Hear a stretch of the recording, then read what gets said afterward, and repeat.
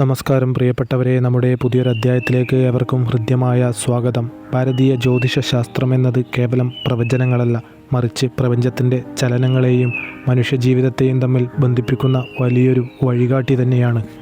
അതായത് ആകാശത്തെ ഗ്രഹനിലകളിലുണ്ടാകുന്ന ഓരോ സൂക്ഷ്മമായ മാറ്റവും ഗ്രഹങ്ങളുടെ രാശിമാറ്റവും അവ തമ്മിലുള്ള ദൃഷ്ടിദോഷങ്ങളും തമ്മിലുള്ള ജീവിതത്തെ നേരിട്ടോ അല്ലാതെയോ വലിയ രീതിയിൽ സ്വാധീനിക്കുന്നുണ്ട്. മനുഷ്യൻ എത്രയൊക്കെ ശാസ്ത്ര സാങ്കേതിക വിദ്യകളിൽ മുന്നേറിയാലും പ്രപഞ്ചശക്തിയും ഈശ്വര ചൈതന്യത്തിനും മുകളിലല്ല. പലപ്പോഴും വരാനിരിക്കുന്ന വലിയ വിപത്തുകളെക്കുറിച്ച് പ്രകൃതിയും നമ്മൾ ആരാധിക്കുന്ന ഭഗവാനും നമുക്ക് ചില സ്വപ്നങ്ങളിലൂടെയോ നിമിത്തങ്ങളിലൂടെയോ സൂചനകൾ നൽകാറുണ്ട്. ജ്യോതിഷത്തിലെ പ്രശ്നചിന്ത അത്തരത്തിൽ ഭഗവാന്റെ ഹിതം അറിയാനുള്ള ഒരു മാർഗം തന്നെയാണ്. ഇന്ന് പുലർച്ചെ നടത്തിയ പ്രശ്നചിന്തയിൽ ഭഗവാൻ നമുക്ക് അതീവ ഗൗരവമേറിയ ചില സൂചനകൾ നൽകിയിരിക്കുകയാണ്. അതായത് ചില പ്രത്യേക വ്യക്തികളുടെ ജീവിതത്തിൽ വരാൻ പോകുന്ന വലിയൊരു അപകടത്തെക്കുറിച്ചാണ് ഭഗവാൻ നമ്മെ ഓർമ്മിപ്പിക്കുന്നത്. നമ്മുടെ കൂടെ തന്നെ നിൽക്കുന്ന എന്നാൽ നമ്മൾ തിരിച്ചറിയാത്ത ചില ശത്രുക്കൾ നമുക്ക് ചുറ്റുമുണ്ട്. അത്തരം ആളുകൾ നിങ്ങൾക്കൊപ്പം ഉണ്ടെങ്കിൽ നിങ്ങളൊന്ന് ശ്രദ്ധിക്കുന്നത് നല്ലതാണ്. അതുകൊണ്ട് തന്നെ ഇങ്ങനെയുള്ള സൂചനകളെ ഒരിക്കലും നിസ്സാരമായി കണ്ട് അവഗണിക്കരുത്. അതായത് നിങ്ങളത് ഒരു കഥ കേൾക്കുന്ന ലാഘവത്തോടെ കേട്ട് തള്ളിക്കളയരുത്. അവയെ കൃത്യമായി പരിശോധിച്ച് വേണ്ട മുൻകരുതലുകൾ എടുത്ത് മുന്നോട്ട് പോവുക എന്നതാണ് ഏറ്റവും ബുദ്ധിമാനായ ഒരാളുടെ ലക്ഷണം. നാം ഇവിടെ പരാമർശിക്കാൻ പോകുന്ന നക്ഷത്രക്കാർക്ക് വരും ദിവസങ്ങളിൽ ചില കടുത്ത പ്രയാസങ്ങളും തടസ്സങ്ങളും അനുഭവപ്പെടാൻ സാധ്യതയുണ്ട്. ഒരുപക്ഷെ അത് നിങ്ങളെ തകർക്കാൻ നോക്കുന്ന ചില വ്യക്തികളിലൂടെ ആകാം, അല്ലെങ്കിൽ അവർ ചെയ്യുന്ന ക്രൂരമായ പ്രവൃത്തികളിലൂടെയോ ചതിയിലൂടെയോ നിങ്ങൾക്കത് വലിയ രീതിയിൽ ദോഷകരമായി സംഭവിച്ചേക്കാം. ഇത് നിങ്ങളുടെ ധനനഷ്ടത്തിനോ മാനഹാനിയിലോ ഒതുങ്ങുന്ന ഒന്നല്ല, മറിച്ച് നിങ്ങളുടെ ജീവഹാനി വരെ സംഭവിക്കാനുള്ള കാര്യമായതുകൊണ്ട് തന്നെ നിങ്ങൾ വളരെയധികം ജാഗ്രതയോടുകൂടി വേണം ഇത്തരം കാര്യങ്ങളെ കൈകാര്യം ചെയ്യാൻ. പ്രിയപ്പെട്ടവരെ, ഒരുപക്ഷെ ചൊവ്വ വെള്ളി ദിവസങ്ങളിലായിരിക്കാം ഇത്തരത്തിലുള്ള ഒരു അപകടങ്ങളും ചതികളും നിങ്ങളെ തേടിയെത്തുന്നത്. എന്തുകൊണ്ടാണ് ഈ ചൊവ്വാഴ്ചയും വെള്ളിയാഴ്ചയും ഇത്ര അപകടകരമാവുന്നതെന്ന് നാം ചിന്തിക്കണം. ജ്യോതിഷ ശാസ്ത്രപ്രകാരം ചൊവ്വാഴ്ച എന്നത് ഊർജത്തിൻ്റെയും ശക്തിയുടെയും കോപത്തിൻ്റെയും ഗ്രഹമായ ചൊവ്വയുടെ ദിവസമാണ്. എന്നാൽ ഈ പ്രത്യേക കാലഘട്ടത്തിൽ ഈ ദിവസം ചില നാളുകാരെ സംബന്ധിച്ച് അത്ര ശുഭകരമല്ല. അതായത് ഇത്തരം ദിവസങ്ങളിൽ നിലവിലുള്ള ഗ്രഹനില സൂചിപ്പിക്കുന്നത് പ്രത്യേകിച്ച് ശത്രുദോഷം മൂലമുള്ള അപകടങ്ങൾ, അല്ലെങ്കിൽ അപമൃത്യു, മറ്റ് അപ്രതീക്ഷിതമായ അപായങ്ങൾ, അതുമല്ലെങ്കിൽ നമ്മെ മനഃപൂർവ്വം അപായപ്പെടുത്തലുകൾ സംഭവിക്കുന്ന ഒരു സാഹചര്യം നിലനിൽക്കുന്നു എന്നാണ് ഇത് പ്രധാന കാരണം. ഗ്രഹങ്ങളുടെ അധിപനും സേനാപതിയുമായ ചൊവ്വ കർമ്മഫലദാതാവായ ശനിദേവനുമായി ശത്രുതയിൽ നിൽക്കുന്നതാണ്. ജ്യോതിഷത്തിൽ ചൊവ്വയും ശനിയും തമ്മിലുള്ള ശത്രുത എന്നത് അതീവ ഭയാനകമായ ഒന്നു തന്നെയാണ്. ഇന്ന് ലോകത്ത് കണ്ടുവരുന്ന പല അനിഷ്ട സംഭവങ്ങൾക്കും അക്രമങ്ങൾക്കും യുദ്ധസമാനമായ സാഹചര്യങ്ങൾക്കും പിന്നിൽ ഈ ഗൃഹപ്പകയും ഗൃഹയുദ്ധവുമാണ്. ഈ ഒരു അപകടകരമായ സാഹചര്യത്തിൽ തന്നെയാണ് നാം നമ്മുടെ ജീവിതത്തെ ഭയപ്പെടേണ്ടത്. ഒരുപക്ഷെ നമുക്ക് പരസ്യമായി എതിരാളികളായി നിൽക്കുന്ന ആളോ, അല്ലെങ്കിൽ നമ്മൾ ഒട്ടും തിരിച്ചറിയാതെ നമ്മെ കെട്ടിപ്പിടിച്ച് കൂടെ നിൽക്കുന്ന നമ്മുടെ രഹസ്യ ശത്രുവിനോ നമ്മെ പെട്ടെന്ന് കീഴ്പ്പെടുത്തുവാൻ ഈ സമയത്ത് സാധിക്കും. അതിന് ഉള്ള സാഹചര്യവും അതിനുവേണ്ട പ്രകോപനങ്ങളും ഉണ്ടാവും. നമ്മൾ അശ്രദ്ധമായിരിക്കുന്ന നിമിഷത്തിൽ അവർ നമ്മെ ചതിച്ചേക്കാം, അല്ലെങ്കിൽ അത് അവരെ കൊണ്ട് ഏതെങ്കിലും അദൃശ്യമായ നെഗറ്റീവ് ശക്തികൾ ചെയ്യിക്കും. ഒരുപക്ഷെ അവരുടെ ഉള്ളിൽ നമ്മോടുണ്ടാകുന്ന ചില കടുത്ത അസൂയയും, അല്ലെങ്കിൽ നാം അവരെക്കാൾ ഉയരങ്ങളിൽ എത്തുമെന്നും വിജയിക്കുമെന്നതും കൊണ്ടുള്ള മാനസിക പ്രയാസങ്ങൾ കൊണ്ടും അവർ വലിയ മാനസിക സമ്മർദ്ദത്തിൽ നിൽക്കുന്ന സമയമായിരിക്കും. ഒപ്പം ഈ മോശം സമയവും ഗ്രഹനിലങ്ങളുടെ സാഹചര്യവും കൂടെ വരുമ്പോൾ അത് ശത്രുക്കൾക്ക് ബലം നൽകുകയും നമുക്ക് വലിയ രീതിയിലുള്ള പ്രതിരോധക്കുറവുണ്ടാവുകയും ഈശ്വര ചൈതന്യം കുറയുന്നതിനാൽ നിങ്ങളുടെ ജീവിതത്തിൽ ദോഷങ്ങൾ സംഭവിക്കുവാനുമുള്ള സമയമാണ്. നിങ്ങൾ ചെയ്യുന്ന പ്രാർത്ഥനകളും നിങ്ങളുടെ ഈശ്വരഭക്തിയും എല്ലാം കണക്കിലെടുത്തുകൊണ്ടാണ് ഭഗവാൻ നിങ്ങൾക്ക് ഇത്തരത്തിലുള്ള മുൻകൂട്ടിയുള്ള സൂചനകൾ നൽകുന്നത്. നിങ്ങളുടെ ജീവിതത്തിൽ സംഭവിക്കാൻ പോകുന്ന ചില അപകടങ്ങൾ തരണം ചെയ്യാൻ വേണ്ടിയാണ് മുൻകൂട്ടി ഭഗവാൻ ഇത്തരത്തിലുള്ള സൂചനകൾ നൽകി നമ്മെ ഉണർത്തുന്നത്. അത് നിങ്ങൾ ചെയ്യുന്ന വഴിപാടുകളുടെയും പുണ്യകർമ്മങ്ങളുടെയും ശക്തി തന്നെയാണ്. നിങ്ങൾ ആത്മാർത്ഥമായി പ്രാർത്ഥിക്കുന്ന ഓരോ പ്രാർത്ഥനകളും ഭഗവാൻ കേൾക്കുന്നുണ്ട്. നിങ്ങളുടെ ഏകാഗ്രമായ മനസ്സിൽ ഭഗവാൻ നൽകുന്ന സ്ഥാനം അത് ഭഗവാൻ കാണുന്നുണ്ട്. അതുകൊണ്ട് തന്നെയാണ് പല വലിയ അപകടങ്ങളിൽ നിന്നും നിങ്ങൾ അത്ഭുതകരമായി കരകയറി ഈ ഒരു കാലഘട്ടം വരെ ജീവനോടെ എത്തി നിൽക്കുന്നത്. തുടർന്നും ആ ദൈവികമായ ചൈതന്യം നിങ്ങൾക്കുണ്ടാവും. എന്നാൽ മറ്റു ചിലർ ഇത്തരം ജ്യോതിഷ സൂചനകളെ വെറും അന്ധവിശ്വാസമാണെന്ന് പറഞ്ഞ് അവഗണിക്കും. അവരുടെ ജീവിതത്തിൽ എല്ലാ ദുരന്തങ്ങളും സംഭവിച്ച് ജീവിതത്തിൽ എല്ലാം തകർന്ന് നഷ്ടപ്പെട്ട് കഴിയുമ്പോഴായിരിക്കും അവർ ഭഗവാനിൽ അഭയം പ്രാപിക്കുക. പിന്നീട് അവർ ഭഗവാനെയും ജ്യോതിഷത്തെയും പഴിപറയും. നിങ്ങൾ അത്തരത്തിലല്ല ചെയ്യേണ്ടത്. ജീവിതത്തിൽ വരുന്ന ഇത്തരം സൂചനകളെ മുൻകരുതലോടുകൂടി കണ്ട് അതിന് വേണ്ട പ്രതിവിധികൾ എന്തൊക്കെയാണെന്ന് കൃത്യമായി മനസ്സിലാക്കി ചെയ്തുകൊണ്ട് വേണം മുന്നോട്ട് പോകുവാൻ. നാം ഇന്ന് പുലർച്ചെ പ്രശ്നത്തിൽ കണ്ട സൂചനകൾ തന്നെയാണ് നിങ്ങളുമായി പങ്കുവെക്കുന്നത്. നിങ്ങളിത് കേൾക്കുന്നത് യാദൃശികമല്ല. ഭഗവാൻ തന്നെയാണ് ഈ ഒരു മുന്നറിയിപ്പ് നിങ്ങളുടെ മുന്നിലേക്ക് എത്തിക്കുന്നത്. ഇത് നിങ്ങൾക്ക് കേൾക്കാനുള്ള മനസ്സുണ്ടായതും അതിനുള്ള സമയം നിങ്ങൾ കണ്ടെത്തിയതും ആയ അനുഗ്രഹം കൊണ്ട് തന്നെയാണ്. അതായത് നിങ്ങൾക്ക് ചെറിയ രീതിയിലെങ്കിലും ഒരു അപകടം സംഭവിക്കാനുള്ള സാധ്യതയുണ്ട്.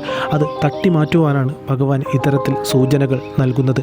അതായത് 4 രാശിയിൽ വരുന്ന 12 നക്ഷത്രക്കാർക്ക് വരും ദിവസങ്ങളിൽ കൃത്യമായി പറഞ്ഞാൽ 28 ദിവസം അതീവ ജാഗ്രതയോടുകൂടി മുന്നോട്ട് പോവുക. എന്നാൽ നിങ്ങളിത് കേട്ട് ഭയപ്പെടേണ്ടതില്ല. കാരണം ഭഗവാന്റെ അനുഗ്രഹം ഉള്ളതുകൊണ്ട് ഭയമല്ല, മറിച്ച് ജാഗ്രതയാണ് നിങ്ങൾ പാലിക്കേണ്ടത്.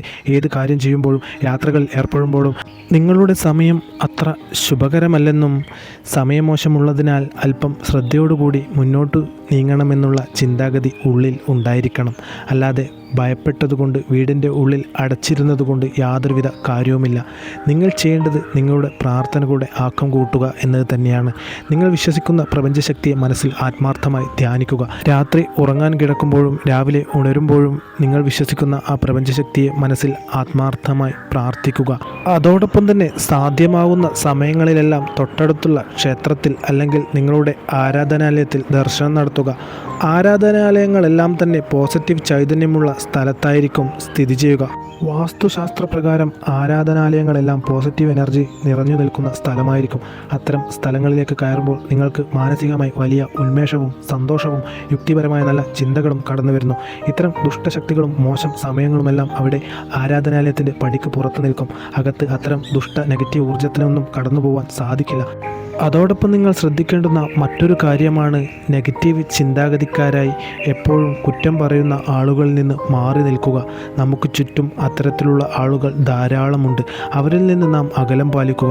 ഒപ്പം നമ്മുടെ ഉയർച്ചകൾ ആഗ്രഹിക്കാത്ത, നമ്മുടെ വിജയങ്ങളിൽ മനസ്സുകൊണ്ട് വേദനിക്കുന്ന അത്തരം കുശുമ്പുള്ള ആളുകളെ തിരിച്ചറിയാൻ സാധിച്ചിട്ടുണ്ടെങ്കിൽ അവരിൽ നിന്നും പൂർണ്ണമായി അകലം പാലിച്ചുകൊണ്ട് മുന്നോട്ട് പോവുക. കാരണം നമ്മുടെ സന്തോഷവും ഉയർച്ചയും ആഗ്രഹിക്കാത്തവരോടൊപ്പവും നാം നിൽക്കുന്നത് വലിയ അപകടം തന്നെയാണ്. പ്രിയപ്പെട്ടവരെ, അത്തരം ആളുകളിൽ നിന്ന് പ്രത്യേകിച്ച് ഈ ഒരു 28 ദിവസം, ഈ ഒരു ഇടവമാസം നിങ്ങളൊരു 28 ദിവസം അവരിൽ നിന്ന് പരമാവധി അകലം പാലിക്കുക. നമുക്ക് നമ്മോട് സ്നേഹമുള്ള, നമ്മെ ആത്മാർത്ഥമായി സ്നേഹിക്കുന്ന, നമുക്ക് സമാധാനവും സന്തോഷവും നൽകുന്ന നല്ല സുഹൃത്തുക്കൾക്കൊപ്പം സമയം ചിലവഴിക്കുക. അല്ലായെങ്കിൽ അത് വലിയ മാനസിക സമ്മർദ്ദങ്ങൾക്ക് കാരണമാകും.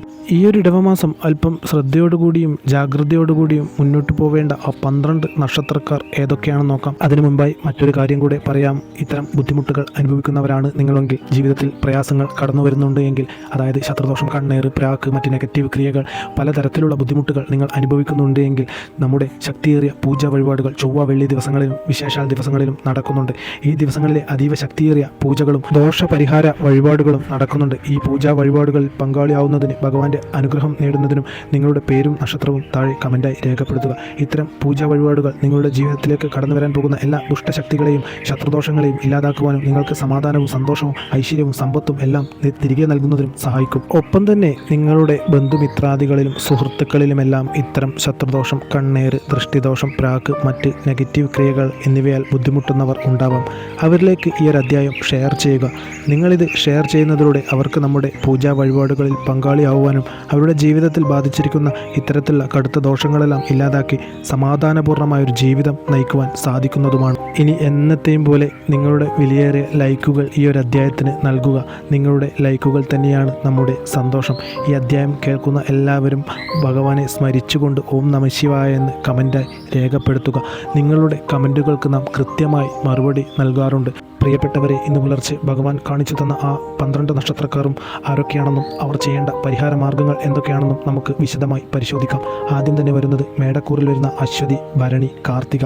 മേടക്കൂറുകാരെ സംബന്ധിച്ച് വരും ദിവസങ്ങളിൽ വലിയ രീതിയിൽ അനുകൂല സമയമല്ല. നിങ്ങളുടെ ജന്മരാശിയുടെ അധിപനായ ചൊവ്വ ശനിയുമായി കടുത്ത ശത്രുതയിൽ നിൽക്കുന്നതിനാൽ പലവിധ ദോഷങ്ങൾ ഉണ്ടാവാം. നിങ്ങളുടെ ആരോഗ്യം പ്രത്യേകം ശ്രദ്ധിക്കണം. കണ്ണ്, തല എന്നിവയുമായി ബന്ധപ്പെട്ട അസുഖങ്ങൾ നിങ്ങളെ കഠിനമായി ബാധിച്ചേക്കാം. കുടുംബജീവിതത്തിൽ അതീവ ജാഗ്രത പാലിക്കുക. പങ്കാളിയുടെ കാര്യത്തിൽ കാര്യത്തിൽ വലിയ കരുതൽ വേണം. അവർ തമ്മിൽ വഴക്കുകൾ ഉണ്ടാകാതെ നോക്കണം. മരണം വരെ സംഭവിച്ചേക്കാവുന്ന കടുത്ത ദോഷസാധ്യതകൾ ഉള്ളതിനാൽ പ്രാർത്ഥനകളിൽ ശ്രദ്ധ വേണം. വളരെ അത്യാവശ്യം ഒരു ഘടകം തന്നെയാണ് പ്രാർത്ഥന. സ്വന്തം വീട് മാറി നിൽക്കേണ്ടി വരുന്ന അനാവശ്യ ദിവസം, ഈ സമയത്തുണ്ടാകുന്ന അനാവശ്യ ധനനഷ്ടത്തിന് വളരെ സാധ്യത കൂടുതലാണ്. നിയമപരമായ കുടുക്കുകളിൽ ചെന്ന് ചാടുവാനോ കോടതി കയറുവാനോ ജയിൽവാസം വരെ അനുഭവിക്കുവാനുള്ള മോശം യോഗം കാണുന്നു. രാഷ്ട്രീയപരമായോ സംഘടനകളിൽ നിന്നോ മുതിർന്ന വ്യക്തികളിൽ നിന്നോ ഉള്ള മോശമായ ശത്രുത നിങ്ങളെ വേട്ടയാടിയേക്കാം. അതുകൊണ്ട് നിങ്ങൾ വെള്ളി ചൊവ്വ ദിവസങ്ങളിൽ ദേവീക്ഷേത്ര ദർശനം നടത്തി ശത്രുദോഷം മാറാൻ മരനീക്കൽ, രക്തപുഷ്പാഞ്ജലി പോലുള്ള വഴിപാടുകൾ ചെയ്ത് ആത്മാർത്ഥമായി പ്രാർത്ഥിക്കുക. നിങ്ങൾ രാത്രി ഉറങ്ങുമ്പോഴും രാവിലെ ഉണരുമ്പോഴും നിങ്ങൾ വിശ്വസിക്കുന്ന ആ പ്രപഞ്ചശക്തിയെ ആത്മാർത്ഥമായി ധ്യാനിക്കുക. ഈ ഒരു ഇടവമാസം നിങ്ങൾ നിർബന്ധമായി നിങ്ങളുടെ കുലദേവതയെ കുടുംബക്ഷേത്രത്തിൽ പോയി ദർശനം നടത്തി വഴിപാടുകൾ ചെയ്ത് പ്രാർത്ഥിക്കണം. അവിടെ ദോഷകാര്യങ്ങളുണ്ട് എങ്കിൽ അതിന് വേണ്ട പരിഹാരങ്ങൾ ചെയ്ത് മുന്നോട്ട് പോകണം. കാരണം ഇത്തരം പ്രയാസങ്ങൾ, മോശം സമയത്തിലൂടെ കടന്നു പോകുമ്പോൾ നിങ്ങളുടെ കുലദേവതയുടെ അനുഗ്രഹം അനിവാര്യം തന്നെയാണ്. അതുകൊണ്ട് തന്നെ അവിടെയുള്ള ദോഷങ്ങളെല്ലാം എന്തെങ്കിലും ഉണ്ടെങ്കിൽ അത് നിങ്ങൾ പരിഹരിച്ചുകൊണ്ട് മുന്നോട്ട് പോകണം. നിങ്ങൾക്കൊപ്പം ആ ഒരു ദിവ്യമായ ശക്തിയും ചൈതന്യവുമുണ്ട്. അതുകൊണ്ട് തന്നെയാണ് നിങ്ങളിത് കേട്ടുകൊണ്ടിരിക്കുന്നത്. അടുത്തതായി വരുന്നത് ഇടവക്കൂറുകാരായ കാർത്തിക, രോഹിണി, മകൈര്യം. ഇടവക്കൂറുകാർക്കും മേൽപ്പറഞ്ഞതുപോലെ സമാനമായ ചില കഷ്ടതകൾ ജീവിതത്തിൽ അനുഭവിച്ചേക്കാം. അനുകൂലമല്ലാത്ത കാര്യങ്ങളെല്ലാം സംഭവിക്കും. എന്നാൽ അവർക്കൊരു ആശ്വാസമുള്ളത് ചൊവ്വ വെള്ളി ദിവസങ്ങളിൽ ഒഴിച്ചുള്ള മറ്റു ദിവസങ്ങളിൽ പുത്രന്മാരിൽ നിന്നും സന്തോഷകരമായ വാർത്തകൾ കേൾക്കുവാനും ധനവും ഐശ്വര്യവും വർദ്ധിക്കുവാനുള്ള സാധ്യതയുണ്ട്. എന്നാൽ നിങ്ങളുടെ ദാമ്പത്യ ജീവിതത്തിൽ വലിയ അസ്വാരസ്യങ്ങൾ സംഭവിച്ചേക്കാം. ഈയൊരു ഇടവമാസം ചൊവ്വയുടെ കടുത്ത ശത്രുത മാറുന്നതോടെ ഈ പ്രശ്നങ്ങൾ പരിഹരിക്കപ്പെടും. അതുവരെ കുടുംബത്തിൽ സമാധാനവും സ്വസ്ഥതയും നിലനിർത്താൻ വിട്ടുവീഴ്ചകൾ ചെയ്യേണ്ടി വരും. നിങ്ങൾ തൊട്ടടുത്തുള്ള ക്ഷേത്രത്തിൽ ദർശനം നടത്തി വഴിപാടുകൾ ചെയ്ത് പ്രാർത്ഥിക്കുക. നിങ്ങൾ വിശ്വസിക്കുന്ന പ്രപഞ്ചശക്തിയെ രാത്രി ഉറങ്ങുമ്പോഴും രാവിലെ ഉണരുമ്പോഴും മനസ്സിൽ ധ്യാനിക്കുക. ശത്രുക്കളെന്ന് നിങ്ങൾക്ക് മനസ്സിലാക്കാൻ കഴിഞ്ഞ അത്തരം ആളുകളിൽ നിന്ന് പൂർണ്ണമായി മാറി നിൽക്കുക. നേട്ടങ്ങൾക്കൊപ്പം വലിയ കഷ്ടതകളും നിങ്ങളെ തേടിയെത്തിയേക്കാം. അതുകൊണ്ട് ഈയൊരു ഇടവമാസം നിങ്ങൾ നല്ല പ്രാർത്ഥനാപൂർവ്വം മുന്നോട്ട് പോവുക. നിങ്ങൾ ഈയൊരു ഇടവമാസം നിങ്ങളുടെ കുടുംബക്ഷേത്രത്തിൽ ദർശനം നടത്തി വഴിപാടുകൾ ചെയ്ത് പ്രാർത്ഥിക്കുക. കുടുംബദേവതയുടെ അനുഗ്രഹം കുറയുന്നതായി കാണുന്നു. ഇനി ചിങ്ങക്കൂറിൽ വരുന്ന മകം, പൂരം, ഉത്രം. ചിങ്ങക്കൂറുകാർക്ക് ഈ പറഞ്ഞ ദിവസങ്ങളിൽ അത്ര ശുഭകരമല്ല. നിങ്ങൾ അതീവ ജാഗ്രത പാലിക്കേണ്ടതുണ്ട്. നിങ്ങളുടെ അഷ്ടമ രാശിയിലാണ് ചൊവ്വ നിൽക്കുന്നത്. അഷ്ടമത്തിൽ നിൽക്കുന്ന ചൊവ്വ അത്ര ശുഭകരമല്ല. അത് അപമൃത്യു, ഭയം, അപകടം എല്ലാം ഉണ്ടാക്കിയേക്കാം. ശത്രുദോഷം മൂലം ജീവഹാനി വരെ സംഭവിക്കാനുള്ള വലിയ സാഹചര്യങ്ങൾ ഉണ്ടാകാം. മറ്റുള്ളവരുടെ വഞ്ചനയിലും ചതിയിലും വീഴാതിരിക്കാൻ പ്രത്യേകം ശ്രദ്ധിക്കുക. സാമ്പത്തിക നഷ്ടങ്ങൾ, ഭൂമി സംബന്ധമായ വലിയ തർക്കങ്ങൾക്കും പ്രശ്നങ്ങൾക്കും സാധ്യത വളരെ കൂടുതലാണ്. നിങ്ങൾ മനസ്സിലാക്കുക, പ്രിയപ്പെട്ടവരെ, നിങ്ങളുടെ ജീവിതം സുരക്ഷിതമാക്കേണ്ട ഉത്തരവാദിത്വം നിങ്ങൾക്ക് മാത്രമാണ്. ഭഗവാൻ തരുന്ന ഇത്തരം സൂചനകളെ മുൻനിർത്തി അതിനുവേണ്ട രീതിയിൽ വിലയിരുത്തി മുൻകരുതലുകൾ എടുക്കുക. നിങ്ങളുടെ സന്തോഷവും സമാധാനവും ആഗ്രഹിക്കാത്തവരെ മാറ്റി നിർത്തുക. നിങ്ങൾ തൊട്ടടുത്തുള്ള ശിവക്ഷേത്രത്തിൽ ദർശനം നടത്തി മൃത്യുഞ്ജയ ഹോമവും ജലധാര, നെയ്വിളക്ക് പോലുള്ള വഴിപാടുകൾ ചെയ്ത് പ്രാർത്ഥിക്കുക. രാത്രി ഉറങ്ങുമ്പോഴും രാവിലെ ഉണരുമ്പോഴും പ്രപഞ്ചശക്തിയെ മനസ്സിൽ ധ്യാനിക്കുക. അതുകൊണ്ട് തന്നെ ജീവിതത്തിൽ നിങ്ങൾ മറന്നുപോകാൻ പാടില്ലാത്ത ഒരു കാര്യം തന്നെയാണ് നിങ്ങളുടെ കുലദേവതയെ കുടുംബക്ഷേത്രത്തിൽ ദർശനം നടത്തി വഴിപാടുകൾ ചെയ്ത് പ്രാർത്ഥിക്കാൻ മറക്കരുത്. അതും ഈ ഒരു ഇടവമാസം തന്നെ ചെയ്യുക. ഇനി തുലാക്കൂറിൽ വരുന്ന ചിത്തിര, ചോതി, വിശാഖം. പുറമേ നോക്കുമ്പോൾ നിങ്ങൾ വളരെ സന്തോഷവാനാണെന്ന് മറ്റുള്ളവർക്ക് തോന്നിയെങ്കിലും തുലാക്കൂറുകാരുടെ ഉള്ളിൽ വലിയ ആശങ്കകളും മാനസിക വിഷമങ്ങളും ഉണ്ടാവാം. കടുത്ത കടബാധ്യതകളും ശത്രുദോഷവും നിങ്ങളെ അലട്ടുന്നുണ്ടെങ്കിലും അതിനെയെല്ലാം ധൈര്യത്തോടെ നേരിടാനുള്ള വലിയൊരു ആത്മവിശ്വാസവും ശേഷിയും ചൊവ്വ നിങ്ങൾക്ക് നൽകും. ഒപ്പം തന്നെ നിങ്ങളുടെ പ്രാർത്ഥനകളുടെയും വഴിപാടുകളുടെയും ശക്തിയും ദൈവികമായ ചൈതന്യവും നിങ്ങളുടെ കൂടെയുണ്ട്. അതുകൊണ്ട് തന്നെയാണ് ഈ ഒരു അധ്യായം നിങ്ങളുടെ മുന്നിൽ എത്തിയിരിക്കുന്നത്. നിങ്ങളത് കാണുവാനുള്ള മനസ്സുണ്ടായതും ഇതെല്ലാം ഭഗവാന്റെ വലിയൊരു അനുഗ്രഹത്തിൻ്റെ ഭാഗം തന്നെയാണ്. അതുകൊണ്ട് തന്നെ എല്ലാ പ്രതിസന്ധികളെയും നിങ്ങൾക്ക് മറികടക്കുവാൻ സാധിക്കും. നിങ്ങൾ തൊട്ടടുത്തുള്ള ശിവക്ഷേത്രത്തിൽ ദർശനം നടത്തി വഴിപാടുകൾ ചെയ്ത് പ്രാർത്ഥിച്ച് സധൈര്യം മുന്നോട്ട് പോവുക. അതോടൊപ്പം തന്നെ ഈ ഒരു മാസം നിങ്ങൾ കുടുംബക്ഷേത്രത്തിലും ദർശനം നടത്തി വഴിപാടുകൾ ചെയ്ത് പ്രാർത്ഥനാപൂർവ്വം മുന്നോട്ട് പോവുക. പ്രിയപ്പെട്ടവരെ, നാം ഇവിടെ പരാമർശിച്ച 4 കൂറുകളിൽ വരുന്ന അശ്വതി, ഭരണി, കാർത്തിക, രോഹിണി, മകൈര്യം, ചിത്തിര, ചോതി, വിശാഖം, മകം, പൂരം, ഉത്രം, മൂലം എന്നീ നക്ഷത്രക്കാർക്ക് വരും ദിവസങ്ങളിൽ നിങ്ങളുടെ ശുഭകാര്യങ്ങൾക്കായി, അതായത് പുതിയ ബിസിനസ് തുടങ്ങുവാനോ കരാറുകളിൽ ഒപ്പിടാനോ യാത്രകൾക്കോ ഉപയോഗിക്കാൻ കഴിയുന്ന ഏറ്റവും നല്ല സമയം ഇതാണ്. രാവിലെ 7:42 മുതൽ ഉച്ചയ്ക്ക് 12 മണി വരെ, ഉച്ചയ്ക്ക് 1:42 മുതൽ വൈകുന്നേരം 3:12 വരെ. നിങ്ങൾക്ക് ഏതൊരു പ്രധാന കാര്യത്തിന് ഇറങ്ങുവാനും ആ കാര്യങ്ങൾ വിജയിപ്പിച്ചെടുക്കുവാനും ഈ സമയം വളരെ ശുഭകരമാണ്. അതുകൊണ്ട് ഇത്തരം കാര്യങ്ങളുടെ കൂടെ നിങ്ങൾ ഈ സമയമനുസരിച്ച് മുന്നോട്ട് പോവുക. പ്രിയപ്പെട്ടവരെ, നിങ്ങൾ മനസ്സിലാക്കുക, ജ്യോതിഷം എന്നത് നമ്മെ ഭയപ്പെടുത്തുവാനുള്ള ഒരു ശാസ്ത്രമല്ല, മറിച്ച് വരാനിരിക്കുന്ന പ്രതിസന്ധികളെക്കുറിച്ച് നമുക്ക് മുന്നറിയിപ്പ് നൽകുന്ന ഒരു വഴികാട്ടി തന്നെയാണ്. ദോഷഫലങ്ങൾ കേട്ട് ആരും ഭയന്ന് പിന്മാറുകയല്ല വേണ്ടത്, മറിച്ച് ജാഗ്രത പാലിക്കുകയാണ് വേണ്ടത്. നിങ്ങൾ ഈ പരാമർശിച്ച നക്ഷത്രക്കാർ വരും ദിവസങ്ങളിൽ അല്പം ജാഗ്രതയോടുകൂടി മുന്നോട്ട് പോവുകയാണെങ്കിൽ നിങ്ങൾക്ക് വലിയ പ്രയാസങ്ങളൊന്നും തന്നെ സംഭവിക്കില്ല. പരിഹാര മാർഗങ്ങളായി നിർദ്ദേശിച്ച ക്ഷേത്രങ്ങളിൽ ദർശനം നടത്തുക. നാം മുൻപ് സൂചിപ്പിച്ചതുപോലെ കുടുംബക്ഷേത്രത്തിൽ പോകുന്നതും മാസത്തിൽ ഒരു തവണയെങ്കിലും അവിടെ വഴിപാടുകൾ ചെയ്യുന്നതുമായ കാര്യങ്ങൾ കൃത്യതയോടുകൂടി ചെയ്യുക. എല്ലാത്തിനും ഉപരിയായി നമ്മുടെ ഈശ്വര വിശ്വാസവും നമ്മുടെ ചെയ്യുന്ന സൽപ്രവൃത്തികളും നമ്മെ ഏതൊരു വലിയ ആപത്തിൽ നിന്നും സംരക്ഷിക്കും. പെട്ടെന്നൊന്നും ദുഷ്ടശക്തികൾക്ക് കീഴടക്കാൻ കഴിയുന്നവരല്ല നിങ്ങൾ. കാരണം നിങ്ങൾക്ക് ഭഗവാന്റെ വലിയ ചൈതന്യവും അനുഗ്രഹവും കൂടെയുണ്ട്. എന്നാൽ ഭഗവാന്റെ ശ്രദ്ധ നമ്മളിൽ നിന്നൊന്ന് മാറിയാൽ ഒരുപക്ഷെ ശത്രുക്കൾ നിങ്ങൾക്ക് നേരെ അക്രമങ്ങളോ നിങ്ങളുടെ ജീവിതത്തെ താറുമാറാക്കുവാനോ ശ്രമിച്ചേക്കാം. അതുകൊണ്ട് ഭഗവാന്റെ തണലിൽ നിന്ന് മാറാതെ നിത്യവും പ്രാർത്ഥിക്കുക. ഒപ്പം തന്നെ നിങ്ങളുടെ ജീവിതത്തിൽ ലഭിച്ച എല്ലാ സന്തോഷത്തിനും സമാധാനത്തിനും ഐശ്വര്യത്തിനും എന്നും ഭഗവാനോട് നന്ദി പറയുക. നിങ്ങളുടെ പ്രാർത്ഥനകളിൽ ഒരിക്കലും മറ്റുള്ളവരുടെ ജീവിതം തകരുന്നതിനെക്കുറിച്ചോ മറ്റൊരാൾ നശിച്ചു കാണണമെന്നോ ആഗ്രഹിക്കുവാനോ പ്രാർത്ഥിക്കുവാനോ പാടില്ല. നമ്മുടെ പ്രാർത്ഥനകൾ എന്നും പോസിറ്റീവായിരിക്കണം.